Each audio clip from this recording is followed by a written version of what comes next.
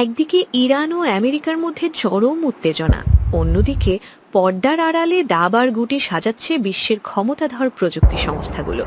ঠিক এই সন্ধিক্ষণে মার্কিন সামরিক কৃত্রিম মেধা জায়েন্ট পালান্টিয়ার টেকনোলজিসের সহ-প্রতিষ্ঠাতা পিটার থিয়েলের একটি সিদ্ধান্ত বিশ্বজুড়ে তোলপাড় সৃষ্টি করেছে। নিজস্ব সংস্থার ২০ লক্ষ স্টক আচমকা বিক্রি করে দিয়েছেন তিনি, যা নিয়ে শুরু হয়েছে তীব্র জল্পনা। পালান্টিয়ার কোনো সাধারণ টেক কোম্পানি নয়। পেন্টাগনের সদর দপ্তরে পিটার থিয়েলের অবাধ যাতায়াত, মার্কিন গোয়েন্দা সংস্থা সিআইএর ঘনিষ্ঠ সহযোগী হিসেবে পরিচিত এই সংস্থাটি গত ১ বছরে সামরিক এআই প্রযুক্তি সরবরাহ করে আয় করেছে প্রায় $১২০ কোটি। খোদ ডোনাল্ড ট্রাম্পের ঘনিষ্ঠ মহলে থাকা এই ব্যক্তির শেয়ার বিক্রির সিদ্ধান্তকে তাই নিছক ব্যবসায়িক বলতে নারাজ বিশ্লেষকরা। হরমুজ প্রণালী অবরুদ্ধ করাকে কেন্দ্র করে ওয়াশিংটন ও তেহরানের মধ্যে পারদ এখন তুঙ্গে। সমর বিশেষজ্ঞদের একাংশ মনে করছেন, ইরান কি বড়সড় কোনো শিক্ষা দেওয়ার পরিকল্পনা চূড়ান্ত করে ফেলেছে পেন্টাগন। আর সেই গোপন খবরের আগাম আঁচ পেয়েই কি থিয়েল তার শেয়ার ছেড়ে মুনাফা ঘরে তুললেন? ওয়াল স্ট্রিটের অলিতে গলিতে এখনই একটাই প্রশ্ন ঘুরপাক খাচ্ছে। পালান্টিয়ারের কাজের ধরন অত্যন্ত রহস্যময়। তারা বিশ্বজুড়ে সন্ত্রাসের বিরুদ্ধে যুদ্ধনীতির আড়ালে তথ্য সংগ্রহের এক অদৃশ্য জাল বিছিয়ে রেখেছে। হোটেল বুকিং থেকে শুরু করে হাসপাতালের রেকর্ড বা ক্রেডিট কার্ডের ট্রানজ্যাকশন, কোনো কিছুই তাদের নজরদারির বাইরে নয়।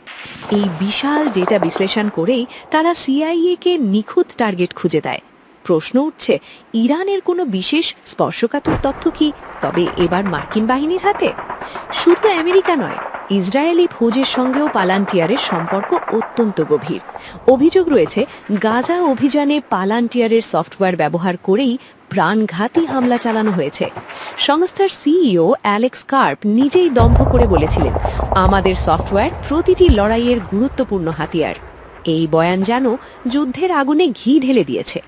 সংস্থার এক্সিকিউটিভ শ্যাম শঙ্কর পালান্টিয়ারকে পেন্টাগনের আধুনিক ম্যানহ্যাটন প্রজেক্ট হিসেবে অভিহিত করেছেন, অর্থাৎ দ্বিতীয় বিশ্বযুদ্ধের পারমাণবিক বোমার মতো বর্তমান যুগের যুদ্ধে এই এআই প্রযুক্তি হতে চলেছে প্রধান অস্ত্র।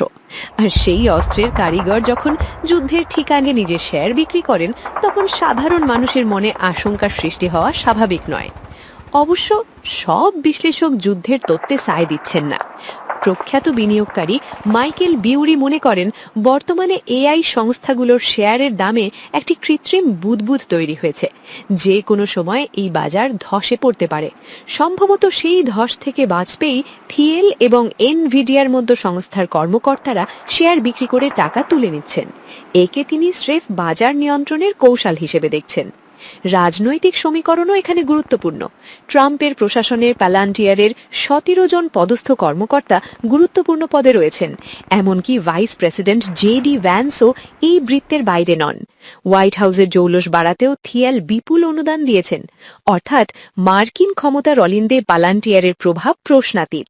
তাদের প্রতিটি পদক্ষেপই আসলে ক্ষমতার ভারসাম্য পরিবর্তনের ইঙ্গিত। এদিকে ময়দানের লড়াই শুরু হয়ে গেছে।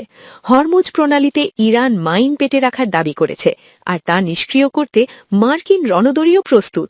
তেহরানের পক্ষ থেকে প্রকাশিত ভিডিওতে দেখা যাচ্ছে, মার্কিন বাহিনীকে সরে যাওয়ার হুঁশিয়ারি দিচ্ছে ইরানি সেনারা। এই টাগ অফ ওয়ারে এখন অ্যাডভান্টেজ কার দিকে তা নিয়ে চলছে চুলচেরা বিশ্লেষণ।